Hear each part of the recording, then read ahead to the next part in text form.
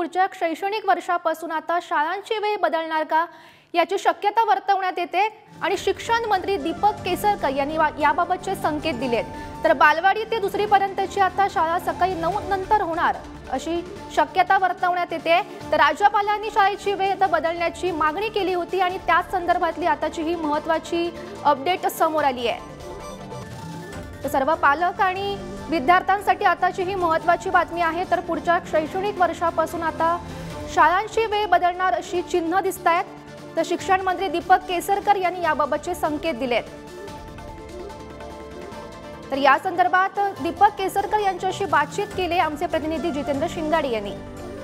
शाळेचा वेळ थोडा वाढवण्याचा निर्णय घेण्यात आलेला आहे, काय सांगाल त्याबद्दल? वेळा वाढवायचा असं नाही, शाळेच्या वेळा आपल्याला बदलायचे आहेत, म्हणजे थोडंसं त्याच्यामध्ये बदल व्हायचं जेणेकरून मुलांना अधिकच्या सुविधा मिळतील। खूप लवकर उठलं तर मुलांच्या ब्रेनवर परिणाम होतो। त्या सगळ्याचा विचार करून एक कमिटी गठीत केली आहे ज्याच्यामध्ये एक्सपर्ट डॉक्टर्स आहेत, पेडियाट्रिक ह्याचे पेडियाट्रिक असोसिएशनने आम्हाला काही एक्सपर्ट्स दिले आहेत, त्यांना चाइल्ड सायकायट्रिस्ट आहेत।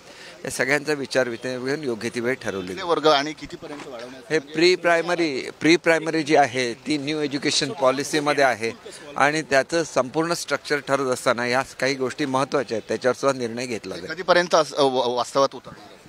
साधारण 1 महिन्याच्यात माझ्याकडे रिपोर्ट येईल। हा रिपोर्ट आल्यानंतर त्याच्यावर अंमलबजावणी होईल। ती नवीन जे शैक्षणिक वर्ष आहे तेव्हापासून ती अंमलबजावणी होईल। कॅमेरामन मंगेश हस्तकसह जितेंद्र शिंगाडे, पुढारी न्यूज, नागपूर।